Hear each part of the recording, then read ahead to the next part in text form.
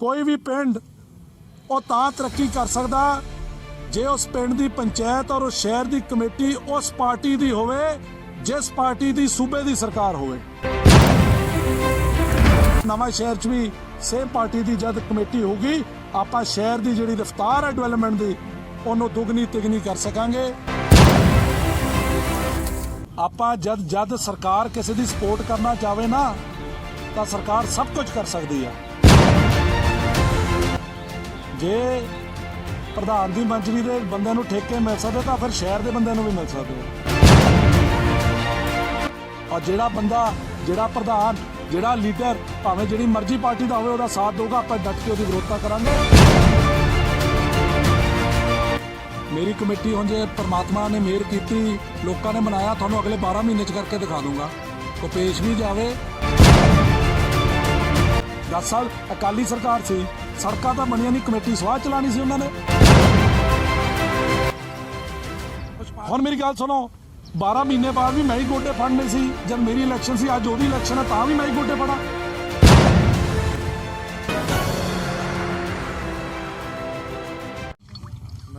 ਪਹੁੰਚੇ ਸਾਰੇ ਪੱਤਰਕਾਰ ਵੀਰਾਂ ਨੂੰ ਪਹਿਲਾਂ ਮੈਂ ਜੀ ਆਇਆਂ ਆਖਦਾ।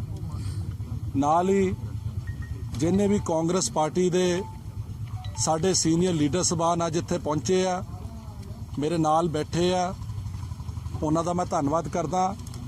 ਜਿੰਨੇ ਸਾਡੇ ਕੈਂਡੀਡੇਟ ਸਾਹਿਬਾਨ ਜਿਹੜੇ ਕਿ 2021 ਦੀ ਨਗਰ ਕੌਂਸਲ ਇਲੈਕਸ਼ਨ ਨਵਾਂ ਸ਼ਹਿਰ ਵਿੱਚ ਇਲੈਕਸ਼ਨ ਲੜ ਰਹੇ ਆ ਰਾਹੋਂ ਵਿੱਚ ਇਲੈਕਸ਼ਨ ਲੜ ਰਹੇ ਆ ਉਹਨਾਂ ਦਾ ਵੀ ਮੈਂ ਵੈਲਕਮ ਕਰਦਾ। ਔਰ ਮੈਂ ਕਿਉਂਕਿ ਨਾਂ ਨਹੀਂ ਲਊਂਗਾ ਨਾ ਮੈਂ ਸਾਰਿਆਂ ਦੇ ਲੈ ਸਕਦਾ ਸਮਾਂ ਬਹੁਤ ਲੱਗੂਗਾ। ਪ੍ਰੈਸ ਕਾਨਫਰੰਸ ਸ਼ੁਰੂ ਕਰਨ ਤੋਂ ਪਹਿਲਾਂ ਸਭ ਤੋਂ ਪਹਿਲਾਂ ਮੈਂ ਬਹੁਤ ਸਖਤ ਲਫ਼ਜ਼ਾਂ 'ਚ ਕੰਡੈਮਡ ਕਰਦਾ ਸੈਂਟਰਲ ਗਵਰਨਮੈਂਟ ਨੂੰ ਜੋ ਪਿਛਲੇ ਕੁਝ ਦਿਨਾਂ ਵਿੱਚ ਦਿੱਲੀ ਵਿੱਚ ਹਿਊਮਨ ਰਾਈਟਸ ਵਾਇਓਲੇਸ਼ਨਸ ਹੋਈਆਂ। ਇੰਟਰਨੈਸ਼ਨਲ ਪ੍ਰੈਸ ਨੇ ਸਾਰੀ ਦੁਨੀਆ ਵਿੱਚ ਛਾਪਿਆ। UN ਨੇ ਆਪਣੀ ਸਟੇਟਮੈਂਟ ਜਾਰੀ ਕੀਤੀ ਹੈ ਕਿ ਜੋ ਦਿੱਲੀ ਵਿੱਚ ਹੋ ਰਿਹਾ ਕਿਸਾਨੀ ਅੰਦੋਲਨ ਵਿੱਚ ਜੋ ਹੋ ਰਿਹਾ ਉਹਦੀ ਉਹਨਾਂ ਨੇ ਕੜੇ ਲਫ਼ਜ਼ਾਂ 'ਚ ਜਿਹੜੀ ਨਿੰਦਾ ਕੀਤੀ ਆ ਮੈਂ ਵੀ ਇਹਦੀ ਨਿੰਦਾ ਕਰਦਾ। ਔਰ ਸਾਡੇ ਇਲਾਕੇ ਦੇ ਕਾਜ਼ਮਪੁਰ ਪਿੰਡ ਦੇ ਜਿਸ ਲੜਕੇ ਨਾਲ ਜਿਸ ਤਰੀਕੇ ਨਾਲ ਜਾਨਵਰ ਨੂੰ ਵੀ ਨਹੀਂ ਇੱਦਾਂ ਕੋਈ ਬੰਦਾ ਕੁੱਟਦਾ ਜਿਸ ਤਰੀਕੇ ਨਾਲ ਸੈਂਟਰਲ ਗਵਰਨਮੈਂਟ ਦੇ ਜਿਹੜੇ ਪੁਲਿਸ ਮੁਲਾਜ਼ਮਾਂ ਨੇ ਕੁੱਟਿਆ ਸਾਰੀ ਦੁਨੀਆ ਵਿੱਚ ਵਿਦੇਸ਼ਾਂ ਵਿੱਚ ਉਹ ਵੀਡੀਓ ਆਪਣੀ ਵਾਇਰਲ ਹੋਈ ਹੈ ਫੋਟੋਆਂ ਵਾਇਰਲ ਹੋਈਆਂ। ਆਪਾਂ ਡਟ ਕੇ ਆਪਣੇ ਨਵੇਂ ਸ਼ਹਿਰ ਦੇ ਨੌਜਵਾਨ ਨਾਲ ਅਤੇ ਹੋਰ ਲੋਕ ਜਿਹੜੇ ਇਸ ਅੰਦੋਲਨ ਨਾਲ ਜੁੜੇ ਹੋਏ ਆ ਉਹਨਾਂ ਨਾਲ ਡਟ ਕੇ ਖੜੇ ਆ। ਸਾਡੇ ਲਈ ਪਹਿਲਾਂ ਸਾਡੇ ਪੰਜਾਬ ਦੇ ਕਿਸਾਨ ਸਾਡੇ ਮਜ਼ਦੂਰ ਉਹ ਸਾਡੇ ਲਈ ਪਹਿਲਾਂ ਬਾਕੀ ਗੱਲਾਂ ਸਾਡੇ ਲਈ ਸਾਰੀਆਂ ਬਾਅਦ 'ਚ।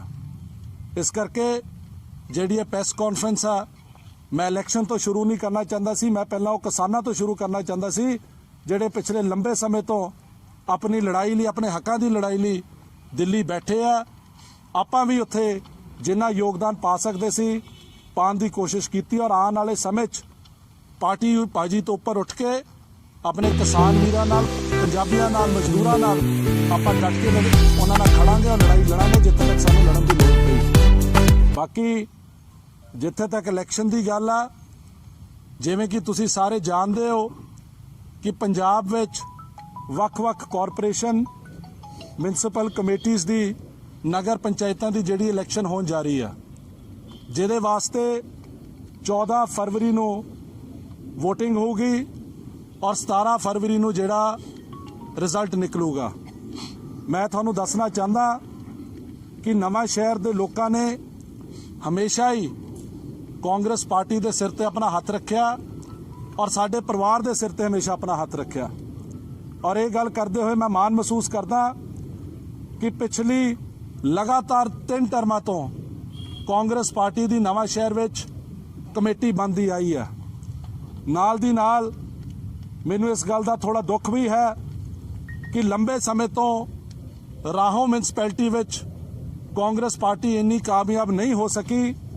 1997 ਤੋਂ ਬਾਅਦ ਜਦ ਆਪਣੇ ਜੋਸ਼ੀ ਸਾਹਿਬ ਰਾਹੋਂ ਦੇ ਪ੍ਰਧਾਨ ਸੀ ਉਸ ਤੋਂ ਬਾਅਦ ਜੇ ਦੇਖਿਆ ਜਾਵੇ ਤਾਂ ਸਾਨੂੰ ਕਦੀ ਰਾਹੋਂ ਕਮੇਟੀ ਦਾ ਰਾਹੋਂ ਦੇ ਲੋਕਾਂ ਦਾ सेवा करन दा मौका नहीं मिल सकिया। जिथे मैं समझदा कि आपां उत्थे नाकामयाब रहे हैं पिछले समय पर मैं समझदा कि इहदे विच लोकां दा कोई कसूर नहीं है। जे कोई कमी सी तां साडे च सीगी, साडी ऑर्गेनाइजेशन च सीगी, साडी मेहनत च सीगी। पर अज मैनूं पूरा यकीन है कि जिस मेहनत नाल साडे कैंडीडेट सबान अपने लोकां दी अपने वार्ड दी सेवा च लगे हुए है और जिस सोच नूं मुख रख के तुरे है, सानू राहों दे लोग और नवां शहर दे लोग दोबारा सेवा करन दा मौका देऊगे, जिहदे नाल आपां उन्हां नूं काम करके दिखावांगे। क्योंकि अज जनवरी दा महीना चल रहा 2021 और अगली 2022 दी जनवरी च विधान सभा दी इलैक्शन आ जानी है। दोबारा वख-वख पोलीटिकल पार्टियां लोकां च जाऊगी, अपनी गलबात रखूगी और आपां भी जावांगे और आपां डिवेलपमेंट नूं मुख रखते हुए जिहड़े आपां 5 सालां च काम कीते आ उहनूं मुख रखते हुए और जिहड़ी साडी अगली सोच होगी उहनूं मुख रखते हुए आपां लोकां जावांगे।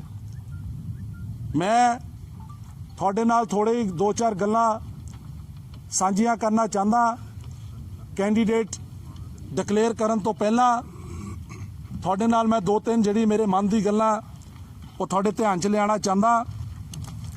ਜਿੱਥੇ ਮੈਂ ਸਮਝਦਾ ਕਿ ਪਿਛਲੀ 3 ਟਰਮਾਂ 'ਚ ਨਵਾਂ ਸ਼ਹਿਰ ਦੀ ਡਿਵੈਲਪਮੈਂਟ ਵਿੱਚ ਕਾਂਗਰਸ ਪਾਰਟੀ ਨੇ ਕੋਈ ਕਸਰ ਨਹੀਂ ਛੱਡੀ, ਕਾਫੀ ਮਿਹਨਤ ਕੀਤੀ ਆ। ਜਿੱਥੇ ਸੜਕਾਂ ਨਹੀਂ ਸੀ ਸੜਕਾਂ ਬਣਾਈਆਂ, ਜਿੱਥੇ ਸੀਵਰੇਜ ਨਹੀਂ ਸੀ ਸੀਵਰੇਜ ਪਾਇਆ। ਉਹਦੇ ਨਾਲ ਕਿਤੇ ਨਾ ਕਿਤੇ ਮੈਂ ਇਹ ਵੀ ਮਹਿਸੂਸ ਕਰਦਾ ਕਿ ਸਾਡੇ ਵਿੱਚ ਕਾਫੀ ਕਮੀਆਂ ਵੀ ਰਹੀਆਂ। ਜਿਹੜਾ ਇਨਸਾਨ ਆਪਣੇ ਆਪ ਨੂੰ ਪਰਫੈਕਟ ਸਮਝੇ, ਮੈਂ ਸਮਝਦਾ ਉਸ ਤੋਂ ਬੜਾ ਮੂਰਖ ਕੋਈ ਹੋ ਨਹੀਂ ਸਕਦਾ। ਕਿਉਂਕਿ ਕੋਈ ਵੀ ਇਨਸਾਨ ਪਰਫੈਕਟ ਨਹੀਂ ਹੁੰਦਾ, ਹਰ ਕਿਸੇ 'ਚ ਕੋਈ ਨਾ ਕੋਈ ਕਮੀ ਹੁੰਦੀ ਹੈ। ਆਪਣੀ ਕਮੀ ਨੂੰ ਆਇਡੈਂਟੀਫਾਈ ਕਰਕੇ ਉਹਨੂੰ ਜੇ ਦੂਰ ਕਰਨ ਦੀ ਕੋਸ਼ਿਸ਼ ਕੀਤੀ ਜਾਵੇ ਤਾਂ ਮੈਂ ਸਮਝਦਾ ਉਹਦੇ 'ਚ ਹੀ ਸਮਝਦਾਰੀ ਹੈ ਔਰ ਵਧੀਆ ਗੱਲ ਹੋਈ ਹੈ। ਪਿਛਲੇ ਲੰਬੇ ਸਮੇਂ ਤੋਂ ਜਿਹੜੀਆਂ ਕਮੀਆਂ ਮੈਂ ਵੀ ਆਪਣੇ ਆਪ 'ਚ अपनी पार्टी च अपनी कमेटी च जिहड़ी मैं देखिया मैं तुहाडे नालों साझियां करना चाहता। और इस गल नूं मुख रखते हुए अज मैं नवां शहर और राहों दे लोकां नूं इस गल दा विश्वास दिवाना चाहता कि आने वाले समय च नवां शहर और राहों दी डिवेलपमेंट वास्ते आपां कोई कसर नहीं छड्डांगे। ये 5 गोल ये मैं नगर कौंसल नवां शहर वास्ते तुहाडे सामने रखन जा रहा।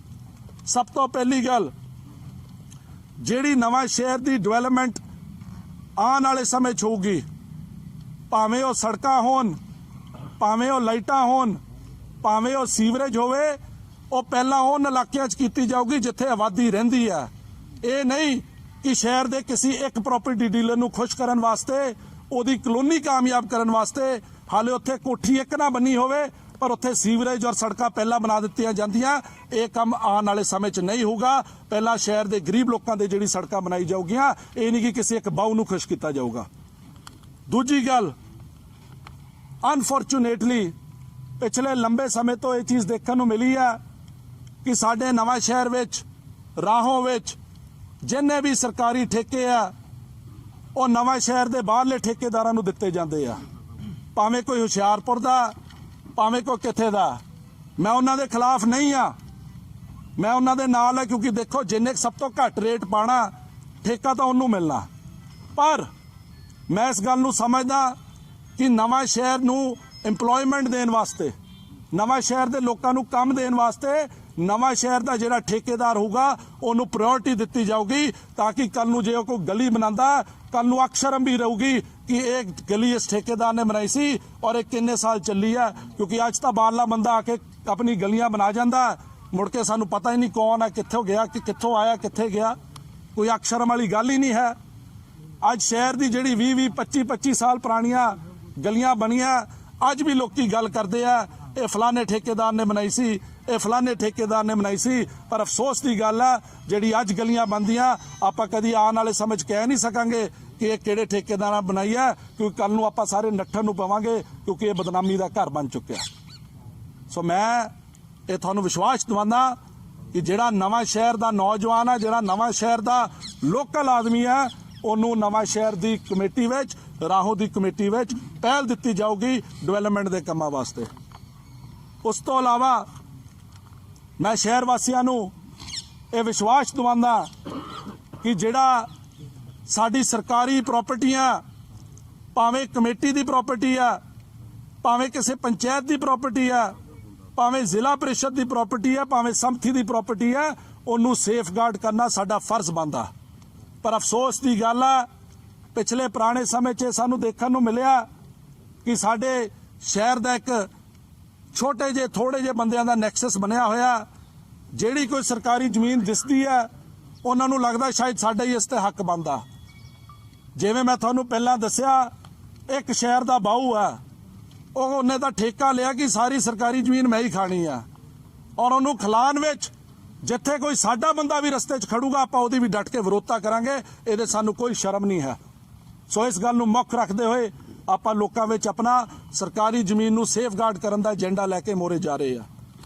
ਇਸ ਤੋਂ ਇਲਾਵਾ ਮੈਂ ਤੁਹਾਨੂੰ ਦੱਸਣਾ ਚਾਹੁੰਦਾ, ਅਨਫੋਰਚੂਨੇਟਲੀ ਪਿਛਲੇ ਲੰਬੇ ਸਮੇਂ ਤੋਂ ਇਹ ਦੇਖਣ ਨੂੰ ਮਿਲਿਆ ਕਿ ਜਿਹੜੇ ਨਵਾਂ ਸ਼ਹਿਰ ਰਾਹੋਂ ਦੇ ਲੋਕ ਆ, ਜਦ ਉਹਨਾਂ ਨੂੰ ਕਮੇਟੀ 'ਚੋਂ NOC ਲੈਣੀ ਪੈਂਦੀ ਆ, ਉਹਨਾਂ ਨੂੰ NOC ਲੈਣ 'ਚ ਬੜੀ ਤਕਲੀਫ ਹੁੰਦੀ, ਬੜੀ ਪ੍ਰੋਬਲਮ ਹੁੰਦੀ ਆ, ਕਿਉਂਕਿ ਅਨਫੋਰਚੂਨੇਟਲੀ ਕਹਿ ਲਓ, ਸਾਡੀਆਂ ਹੀ ਕਮੀਆਂ ਕਹਿ ਲਓ, ਕਮੀਆਂ ਤਾਂ ਹੁੰਦੀਆਂ। ਜਿਵੇਂ ਮੈਂ ਕਿਹਾ, ਮੈਕਸਿਮਮ ਕਾਲੋਨੀਜ਼ ਜਿਹੜੀਆਂ ਨਵੇਂ ਸ਼ਹਿਰ ਡਿਵੈਲਪ ਹੋਈ ਆ, ਅਨਆਥੋਰਾਈਜ਼ਡ ਹੋਈ ਆ, ਔਰ ਤੁਹਾਨੂੰ ਵੀ ਪਤਾ ਉਹ ਜ਼ਿਆਦਾਤਰ ਇੱਕੋ ਬਾਊ ਨੇ ਕੱਟੀਆਂ ਹੋਈਆਂ।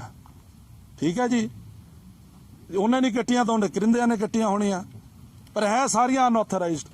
ਹੁਣ ਅਨਆਥੋਰਾਈਜ਼ਡ ਜਿਹੜੀ ਕਲੋਨੀ ਹੁੰਦੀ ਆ, ਉਹਨੂੰ ਪਹਿਲਾਂ ਰੈਗੂਲਰਾਈਜ਼ ਕਰਾਉਣਾ ਪੈਂਦਾ, ਫਿਰ NOC ਮਿਲਦੀ ਆ। ਮੈਂ ਇਹ ਪ੍ਰੋਬਲਮਸ ਨੂੰ ਪਿਛਲੇ ਸਮੇਂ 'ਚ ਆਇਡੈਂਟੀਫਾਈ ਕਰਨ ਦੀ ਕੋਸ਼ਿਸ਼ ਕੀਤੀ ਆ, ਔਰ ਮੈਂ ਨਵਾਂ ਸ਼ਹਿਰ ਵਾਸੀਆਂ ਨੂੰ ਇਹ ਵਿਸ਼ਵਾਸ ਦਿਵਾਉਂਦਾ ਕਿ ਜਿਹੜੇ NOC ਦੇ ਜਿਹੜੇ ਇਸ਼ੂਜ਼ ਉਹਨਾਂ ਨੂੰ ਆਉਂਦੇ ਆ, ਉਹਨਾਂ ਨੂੰ ਆਉਣ ਵਾਲੇ ਸਮੇਂ 'ਚ ਆਪਾਂ ਦੂਰ ਕਰਾਵਾਂਗੇ ਤਾਂ ਕਿ ਉਹਨਾਂ ਨੂੰ ਪ੍ਰੋਬਲਮ ਨਾ ਹੋਵੇ।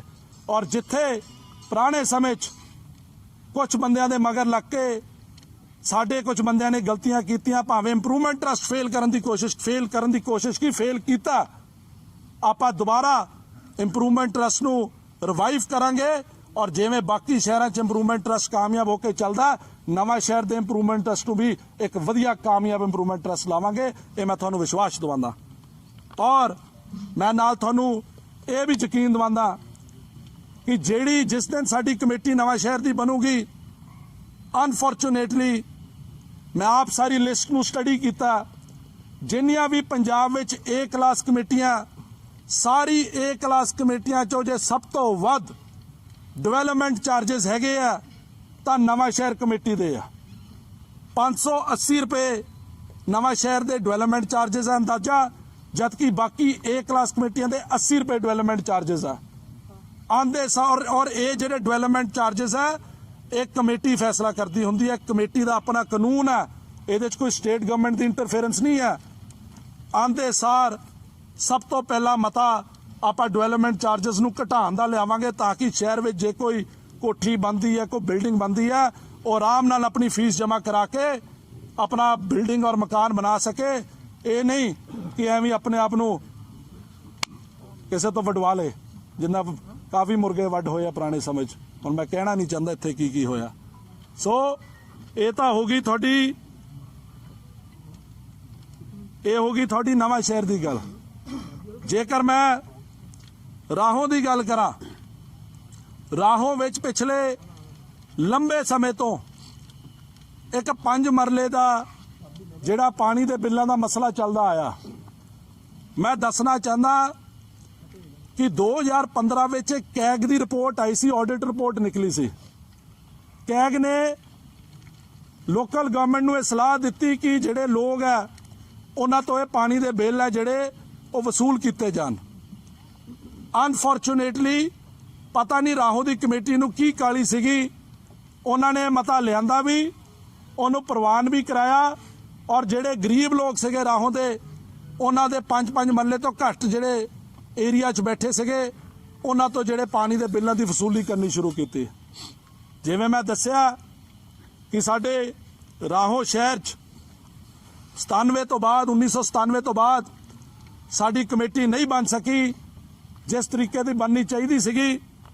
ਮੈਂ ਵਿਸ਼ਵਾਸ ਦਿਵਾਉਂਦਾ ਕਿ ਕਮੇਟੀ ਬਣਨ ਤੋਂ ਬਾਅਦ ਰਾਹੋਂ ਵਿੱਚ ਜਿਹੜਾ ਪਹਿਲਾ ਮਤਾ ਆਪਾਂ ਲਿਆਵਾਂਗੇ ਉਹ ਇਹ ਜਿਹੜਾ ਬਿੱਲ ਜਿਹੜੇ 5 ਮਰਲਿਆਂ ਦੇ ਘਰਾਂ ਤੇ ਜਿਹੜੇ ਪਾਣੀ ਦੇ ਬਿੱਲ ਆਏ ਆ ਉਹਨੂੰ ਮਾਫ ਕਰਾਉਣ ਦਾ ਲਿਆਵਾਂਗੇ। ਮੇਰਾ ਰਾਹੋਂ ਦੇ ਸ਼ਹਿਰ ਵਾਸੀਆਂ ਨੂੰ ਇਹ ਮੇਰਾ ਵਾਅਦਾ।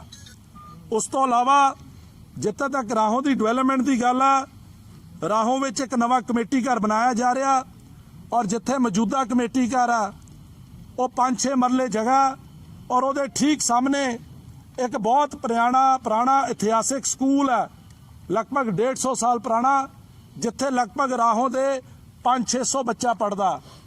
ਉਸ ਸਕੂਲ ਕੋ ਕੋਈ ਖੇਡਣ ਦੀ ਗਰਾਊਂਡ ਨਹੀਂ, ਉਹ ਬੱਚਿਆਂ ਕੋਲ ਕੋਈ ਖੇਡਣ ਦਾ ਕੋਈ ਇਨਫਰਾਸਟ੍ਰਕਚਰ ਨਹੀਂ ਹੈ। ਮੈਂ ਵਿਸ਼ਵਾਸ ਦਿਵਾਉਂਦਾ ਕਿ ਜਦ ਸਾਡਾ ਕਮੇਟੀ ਘਰ ਨਵੇਂ ਕਮੇਟੀ ਘਰ 'ਚ ਸ਼ਿਫਟ ਹੋਊਗਾ ਉਹਦੇ ਨਾਲ ਹੁਣ ਤੋਂ ਹੀ ਆਪਾਂ ਕੰਮ ਸ਼ੁਰੂ ਕਰ ਦੇਣਾ। ਉਹ ਜਿਹੜੀ ਜਗ੍ਹਾ ਹੁਣ ਕਮੇਟੀ ਘਰ ਵਾਲੀ ਜਿਹੜੀ ਜਗ੍ਹਾ ਉਹ ਸਕੂਲ ਦੇ ਬੱਚਿਆਂ ਵਾਸਤੇ ਗਰਾਊਂਡ ਦੇ ਤੌਰ ਤੇ ਵਰਤੀ ਜਾਊਗੀ ਔਰ ਉਹਦੇ ਵਿੱਚ ਸਪੋਰਟਸ ਇਨਫਰਾਸਟ੍ਰਕਚਰ ਦਿੱਤਾ ਜਾਊਗਾ। ਭਾਵੇਂ ਆਪਾਂ ਬੈਡਮਿੰਟਨ ਕੋਰਟ ਬਣਾਈਏ, ਭਾਵੇਂ ਟੈਨਿਸ ਕੋਰਟ ਬਣਾਈਏ, ਭਾਵੇਂ ਬਾਸਕਟਬਾਲ ਕੋਰਟ ਬਣਾਈਏ, ਮੈਂ ਇਹ ਨਹੀਂ ਕਮਿਟਮੈਂਟ ਕਰਦਾ ਕੀ ਬਣੂਗਾ, ਪਰ ਉੱਥੇ ਸਪੋਰਟਸ ਇਨਫਰਾਸਟ੍ਰਕਚਰ ਬਣਾਵਾਂਗੇ। ਇਹ ਤੁਹਾਨੂੰ ਮੈਂ ਵਿਸ਼ਵਾਸ ਦਿਵਾਉਂਦਾ। ਔਰ ਇਸ ਤੋਂ ਇਲਾਵਾ ਜੇ ਮੈਂ ਗੱਲ ਕਰਾਂ, ਅੱਜ ਰਾਹੋਂ ਵਿੱਚ ਆਪਾਂ ਥਾਣੇ ਵਾਸਤੇ ਜਗ੍ਹਾ ਨਹੀਂ ਸੀ, ਆਪਾਂ ਇੱਕ ਥਾਣਾ ਨਵਾਂ ਬਣਾਉਣ ਜਾ ਰਹੇ ਆ ਜਿਹੜਾ ਸ਼ਹਿਰ ਦੇ ਥੋੜਾ ਜਿਹਾ ਬਾਹਰਲੇ ਏਰੀਆ 'ਚ ਹੋਊਗਾ, ਜਿਹਦੀ ਅਪਰੋਚ ਸੌਖੀ ਹੋਊਗੀ ਔਰ ਜਿੱਥੇ ਪੁਰਾਣਾ ਥਾਣਾ ਸੀਗਾ ਉੱਥੇ ਸਰਕਾਰ ਵੱਲੋਂ ਔਰ ਸ਼ਹਿਰ ਵਾਸੀਆਂ ਦੀ ਜਿਹੜੀ ਮੰਗ ਪੂਰੀ ਕਰਦੇ ਹੋਏ ਉੱਥੇ ਚੌਂਕੀ ਆਲਰੇਡੀ ਬਣਾ ਦਿੱਤੀ ਗਈ ਹੈ ਤਾਂ ਕਿ ਸ਼ਹਿਰ ਦੇ ਜਿਹੜੇ ਲੋਕ ਸ਼ਹਿਰ 'ਚ ਬੈਠੇ ਆ ਉਹ ਵੀ ਸੁਰੱਖਿਅਤ ਮਹਿਸੂਸ ਕਰ ਸਕਣ। ਔਰ ਇਸ ਤੋਂ ਇਲਾਵਾ ਮੈਂ ਜਿਹੜੀ LED ਦੀ ਗੱਲ ਦੱਸੀ ਆ, ਉਹ LED ਲਾਈਟਸ ਜਿਹੜੀਆਂ ਉਹ ਵੀ ਉੱਥੇ ਰਾਹੋਂ 'ਚ ਲੱਗਦੀਆਂ ਪਈਆਂ, ਉਹ ਵੀ ਆਉਣ ਵਾਲੇ ਸਮੇਂ 'ਚ ਜਿਹੜਾ ਕੰਮ ਛੇਤੀ ਮੁਕੰਮਲ ਕੀਤਾ ਜਾਊਗਾ। ਅੰਤ ਵਿੱਚ ਮੈਂ ਸਿਰਫ ਇੰਨਾ ਦੱਸਣਾ ਚਾਹੂੰਗਾ, ਇਹ ਤਾਂ ਚਲੋ ਪਾਲਿਸੀ ਮੈਟਰ ਦੀ ਗੱਲ ਹੋ ਗਈ ਆ, ਇਸ ਤੋਂ ਇਲਾਵਾ ਜਿਹੜਾ ਡਿਵੈਲਪਮੈਂਟ ਗੋਲ ਆਪਾਂ ਨਵਾਂ ਸ਼ਹਿਰ ਕੀ ਲੈ ਕੇ ਚੱਲਣਾ, ਕਿਉਂਕਿ ਦੇਖੋ 5 ਸਾਲ ਦੀ ਕਮੇਟੀ ਬਣਨੀ ਆ। ਪਿਛਲੇ 1 ਸਾਲ ਤੋਂ ਐਡਮਿਨਿਸਟ੍ਰੇਟਰ ਲੱਗਿਆ ਹੋਇਆ ਸੀ, ਪ੍ਰਸ਼ਾਸਕ ਲੱਗਿਆ ਹੋਇਆ ਸੀਗਾ। ਪਿਛਲੇ 1 ਸਾਲ ਤੋਂ ਮੈਨੂੰ ਕੋਈ ਮਤੇ ਦੀ ਲੋੜ ਨਹੀਂ ਸੀਗੀ, ਕਿਸੇ ਪ੍ਰਧਾਨ ਦੇ ਸਾਈਨ ਦੀ ਲੋੜ ਨਹੀਂ ਸੀਗੀ। ਪਿਛਲੇ 1 ਸਾਲ 'ਚ ਜਿੱਥੇ 6 ਮਹੀਨੇ ਕੋਵਿਡ ਨੇ ਖਰਾਬ ਕੀਤੇ ਉੱਥੇ 6 ਮਹੀਨੇ ਮੈਨੂੰ ਕੰਮ ਕਰਨ ਦਾ ਮੌਕਾ ਵੀ ਮਿਲਿਆ। ਜਿੱਥੇ ਪੰਡੋਰੇ ਮੱਲੇ ਜਦ ਲੋਕਾਂ ਨੂੰ ਕਿਸੇ ਦੀ ਮੌਤ ਹੋ ਜਾਂਦੀ ਸੀ, ਕਿਸੇ ਤੇ ਦਾਗ ਦੇਣੇ ਪੈਂਦੇ ਸੀਗੇ, ਬਰਸਾਤਾਂ ਵਿੱਚ 3-3 4-4 ਘੰਟੇ ਬੋਡੀ ਆਪਣੇ ਘਰ 'ਚ ਰੱਖਣੀ ਪੈਂਦੀ ਸੀਗੀ, ਅੱਜ ਐਡਮਿਨਿਸਟ੍ਰੇਟਰ ਲੱਗਣ ਤੋਂ ਬਾਅਦ ਉੱਥੇ ਆਪਾਂ ਪਾਈਪਾਂ ਪਵਾਈਆਂ, ਪਿੱਛੇ ਟੋਬੇ 'ਚ ਪਾਣੀ ਪਵਾਇਆ। ਆਪਾਂ ਇਹ ਪਰਵਾਹ ਨਹੀਂ ਮੰਨੀ ਕਿ ਪਿੱਛੇ ਕਿਸੇ ਬਾਊ ਦੀ ਕਲੋਨੀ ਘੱਟ ਹੋ ਰਹੀ ਆ, ਆਪਾਂ ਇਹ ਗੱਲ ਦੇਖੀ ਆ ਕਿ ਉੱਥੇ ਪਾਣੀ ਨਿਕਲਣਾ ਚਾਹੀਦਾ ਔਰ ਲੋਕਾਂ ਨੂੰ ਉੱਥੇ ਸ਼ਮਸ਼ਾਨ ਘਾਟ, ਉਸ ਜਿਹੜੇ ਕੁਟੀਆਂ ਬਣੀਆਂ ਬਾਈ ਜੀ ਦੀ, ਜਿਹੜੇ ਪੰਡੋਰੇ ਮੱਲੇ ਦੇ ਲੋਕ ਆ ਉਹਨਾਂ ਨੂੰ ਉੱਥੇ ਜਾਣ ਨੂੰ ਇੱਕ ਸਹੂਲਤ ਹੋਵੇ। ਔਰ ਜਿਹੜੀ ਸੜਕ ਟੁੱਟੀ ਹੋਈ ਆ ਉਹ ਵੀ ਆਉਣ ਵਾਲੇ ਸਮੇਂ 'ਚ ਉੱਥੇ ਆਪਾਂ ਪੂਰੀ ਬਣਾਵਾਂਗੇ।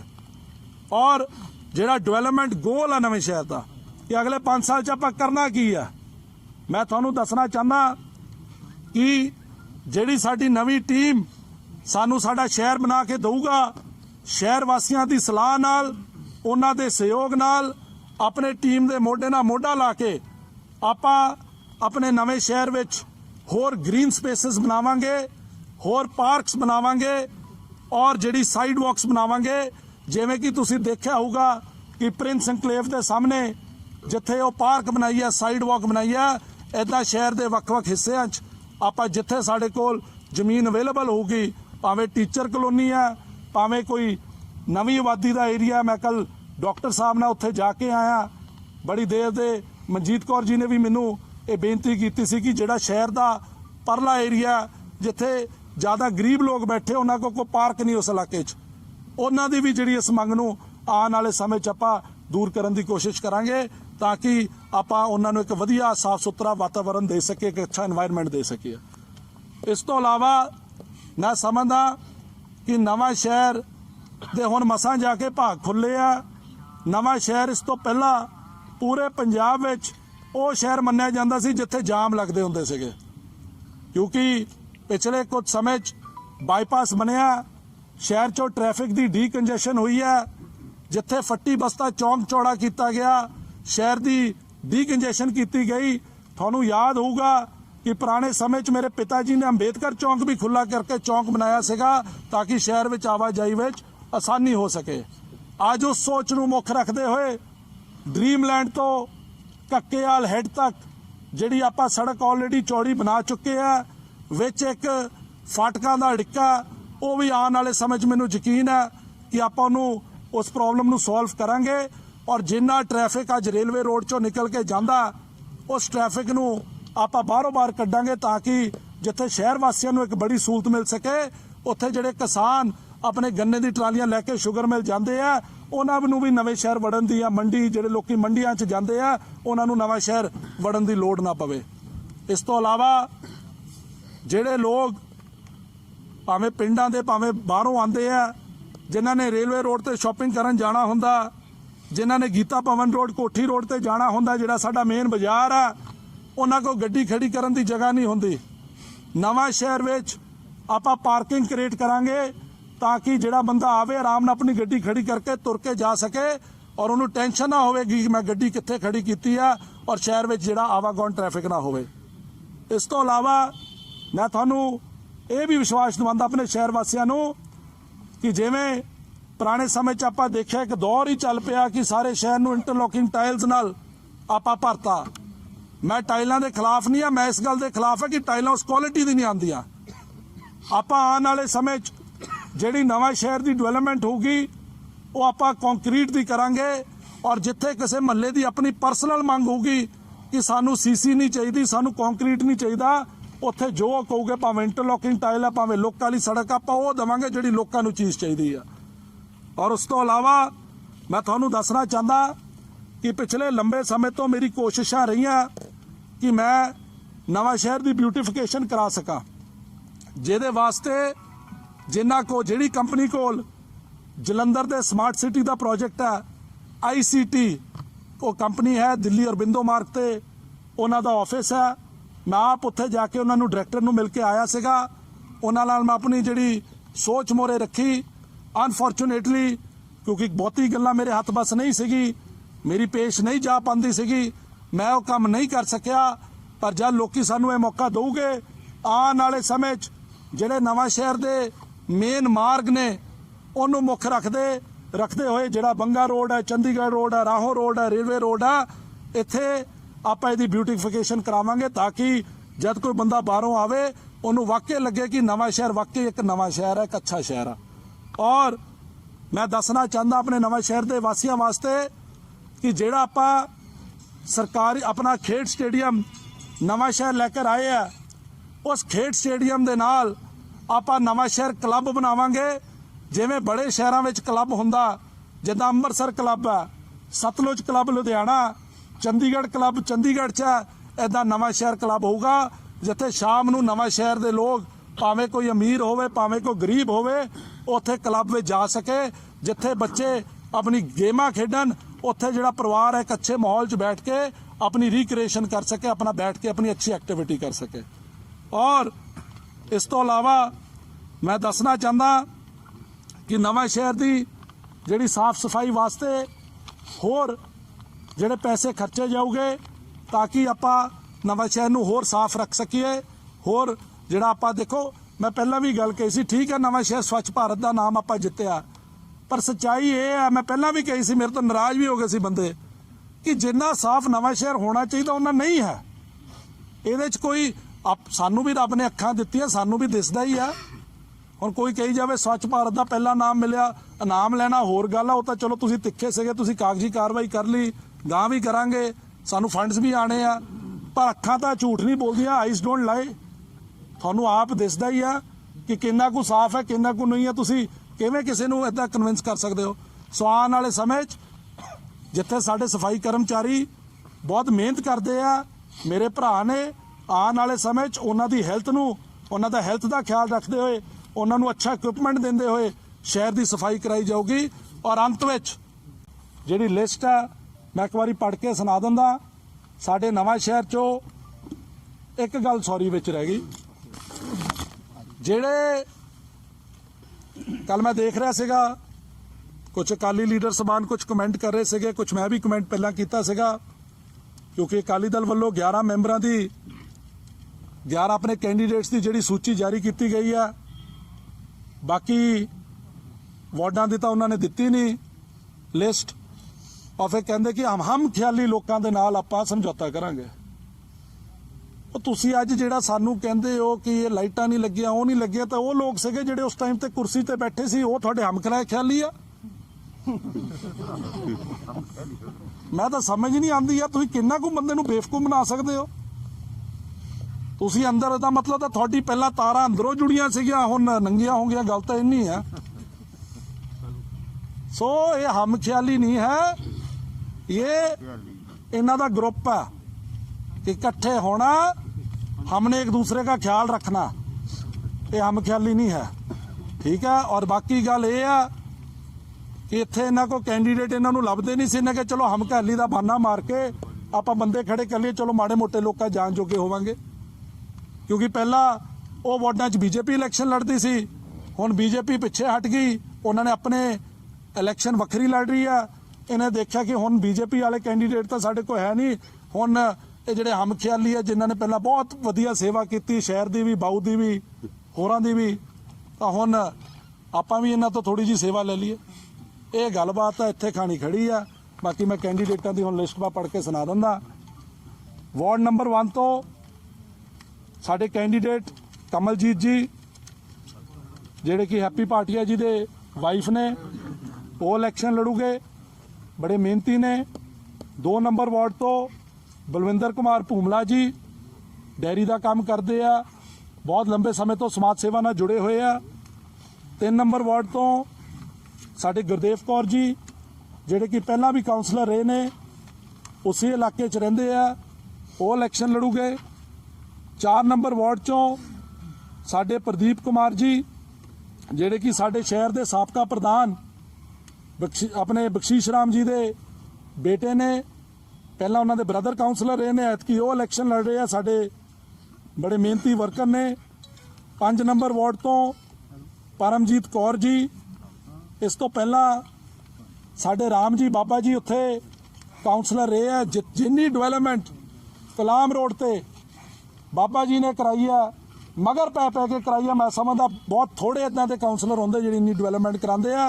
अज इन्हां दे आशीर्वाद नाल 5 नंबर वार्ड ते परमजीत कौर जी इलैक्शन लड़न जा रहे हैं, और सानू पूरा यकीन है कि जो शानदार जित बाबा जी ने प्राप्त की सी पुराने समय च, उस तरीके नाल ये भी आपां सीट जिहड़ी आ वो कड्डांगे। 6 नंबर वार्ड तो सचिन दीवान जी जिहड़े कि पहला काउंसलर रह चुके ने।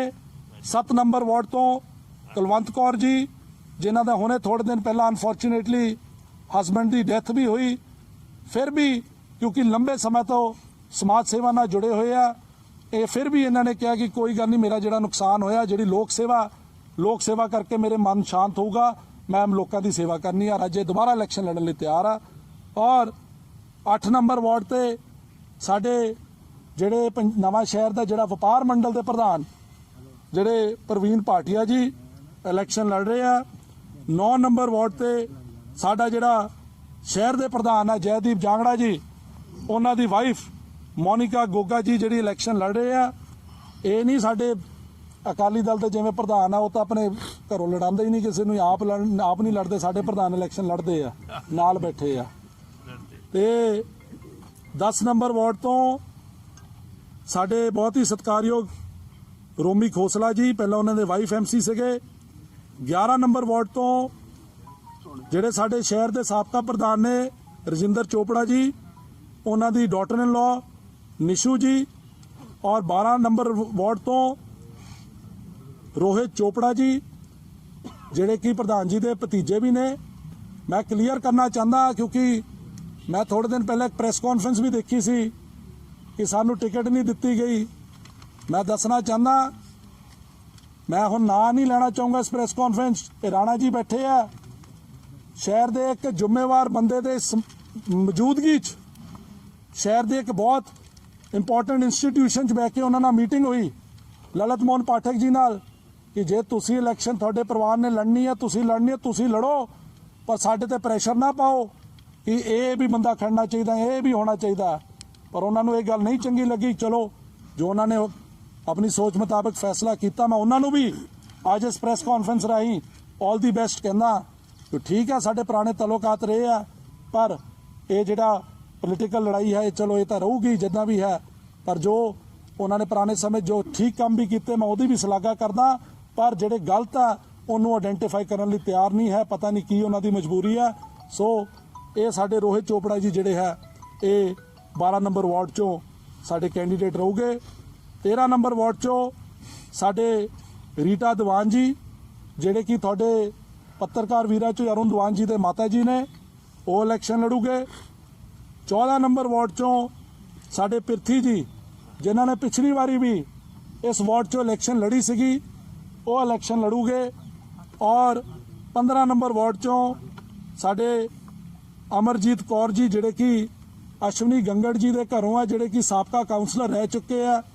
ਉਹ ਇਲੈਕਸ਼ਨ ਲੜਨ ਜਾ ਰਹੇ ਆ 16 ਨੰਬਰ ਵਾਰਡ ਤੋਂ ਸਾਡੇ ਸੀਨੀਅਰ ਨਵਾਂ ਸ਼ਹਿਰ ਦੇ ਕਾਉਂਸਲਰ ਅਤੇ ਡਿਸਟ੍ਰਿਕਟ ਪਲੈਨਿੰਗ ਬੋਰਡ ਦੇ ਇਲੈਕਟਡ ਮੈਂਬਰ ਅਕਾਲੀ ਦਲ ਦੀ ਸਰਕਾਰ 'ਚ ਜਿਨ੍ਹਾਂ ਨੇ ਇਲੈਕਸ਼ਨ ਲੜ ਕੇ ਜਦ 3 ਕਮੇਟੀਆਂ ਅਕਾਲੀ ਦਲ ਦੀ ਸੀਗੀ ਕੱਲੀ ਇੱਕ ਨਵਾਂ ਸ਼ਹਿਰ ਦੀ ਕਮੇਟੀ ਸਾਡੀ ਸੀ ਉਸ ਟਾਈਮ ਤੇ ਇਲੈਕਸ਼ਨ ਲੜੀ ਬੌਬੀ ਪ੍ਰਧਾਨ ਦੇ ਵਿਰੁੱਧ ਜਿਹੜਾ ਰਾਹੋਂ ਦਾ ਪ੍ਰਧਾਨ ਸੀ ਔਰ ਜਿੱਤੇ ਔਰ ਇਲੈਕਟਡ ਮੈਂਬਰ ਬਣੇ ਇਹ ਇਲੈਕਸ਼ਨ ਜਿਹੜੇ ਆ ਮੇਰੇ ਬੜੇ ਵੀਰ 16 ਨੰਬਰ ਵਾਰਡ 'ਚੋਂ ਲੜਨ ਜਾ ਰਹੇ ਆ ਔਰ 17 ਨੰਬਰ ਵਾਰਡ 'ਚੋਂ ਸਾਡੇ ਐਕਸ ਕਾਉਂਸਲਰ ਚੇਤਰਾਮ ਰਤਨ ਜੀ ਇਲੈਕਸ਼ਨ ਲੜ ਰਹੇ ਆ 18 ਨੰਬਰ ਵਾਰਡ ਤੋਂ ਸਾਡੇ ਜਤਿੰਦਰ ਕੁਮਾਰ ਬਾਲੀ ਜੀ ਜਿਹੜੇ ਕਿ ਸਾਡੇ ਮਨਜੀਤ ਕੌਰ ਜੀ ਦੇ ਪਰਿਵਾਰਕ ਮੈਂਬਰ ਆ ਜਿਹੜੇ ਸਾਡੇ ਪਹਿਲਾਂ ਕਾਉਂਸਲਰ ਰਹੇ ਨੇ ਔਰ 19 ਨੰਬਰ ਵਾਰਡ ਤੋਂ ਸਾਡੇ ਜਸਵੀਰ ਕੌਰ ਜੀ ਜਿਹੜੇ ਕਿ ਡਾਕਟਰ ਬਡਵਾਲ ਦੇ ਘਰੋਂ ਮੈਂਬਰ ਨੇ ਇਹ ਸਾਡੇ 19 ਜਿਹੜੇ ਕੈਂਡੀਡੇਟ ਆ ਇਹ ਨਵਾਂ ਸ਼ਹਿਰ ਤੋਂ ਇਲੈਕਸ਼ਨ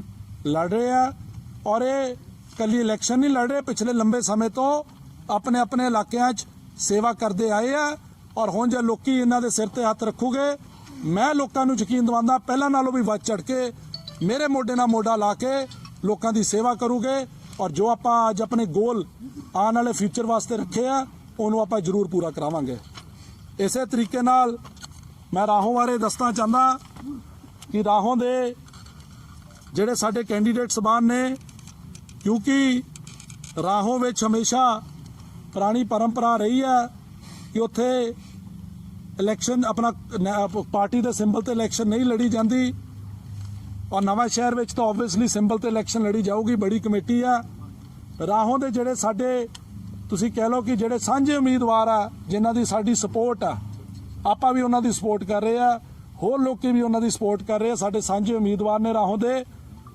1 ਨੰਬਰ ਵਾਰਡ ਤੋਂ ਮਨਦੀਪ ਕੌਰ ਜੀ 2 ਨੰਬਰ ਵਾਰਡ ਤੋਂ ਮਹਿੰਦਰਪਾਲ ਜੀ 3 ਨੰਬਰ ਵਾਰਡ ਤੋਂ ਦਵਿੰਦਰ ਕੁਮਾਰ ਜੀ 4 ਨੰਬਰ ਵਾਰਡ ਤੋਂ ਕਰਨੈਲ ਸਿੰਘ ਜੀ 5 ਨੰਬਰ ਵਾਰਡ ਤੋਂ ਸ਼ੀਤਲ ਚੋਪੜਾ ਜੀ 6 ਨੰਬਰ ਵਾਰਡ ਤੋਂ ਗੁਰਮੇਲ ਰਾਮ ਜੀ 8 ਨੰਬਰ ਵਾਰਡ ਤੋਂ ਹਰਸ਼ ਜੋਸ਼ੀ ਜੀ 9 ਨੰਬਰ ਵਾਰਡ ਤੋਂ ਹਰਵਿੰਦਰ ਕੌਰ ਜੀ 10 ਨੰਬਰ ਵਾਰਡ ਤੋਂ ਅਮਰਜੀਤ ਸਿੰਘ ਜੀ 11 ਨੰਬਰ ਵਾਰਡ ਤੋਂ ਜਸਵਿੰਦਰ ਚੋਪੜਾ ਜੀ 12 ਨੰਬਰ ਵਾਰਡ ਤੋਂ ਬੂਟਾ ਰਾਮ ਜੀ ਔਰ 13 ਨੰਬਰ ਤੋਂ ਮਨਜੀਤ ਕੌਰ ਜੀ ਇਹ ਸਾਡੇ ਰਾਹੋਂ ਦੇ ਜਿਹੜੇ ਕੈਂਡੀਡੇਟ ਸਬਾਨ ਆ ਜਿਨ੍ਹਾਂ ਦੀ ਆਪਾਂ ਸਪੋਰਟ ਕਰ ਰਹੇ ਆ ਔਰ ਮੈਂ ਲੋਕਾਂ ਨੂੰ ਵੀ ਗੁਜ਼ਾਰਿਸ਼ ਕਰੂੰਗਾ ਕਿ ਇਹਨਾਂ ਨੂੰ ਇੱਕ ਵਾਰੀ ਸੇਵਾ ਦਾ ਜਿਹੜਾ ਮੌਕਾ ਦਿੱਤਾ ਜਾਵੇ ਸੋ ਬਹੁਤਾ ਨਾ ਕਹਿੰਦਾ ਖੇਮਾ ਦਾ ਜਾ ਚੱਕਾ ਵਾਹਿਗੁਰੂ ਜੀ ਕਾ ਖਾਲਸਾ ਵਾਹਿਗੁਰੂ ਜੀ ਕੀ ਫਤਿਹ ਜੈ ਹਿੰਦ।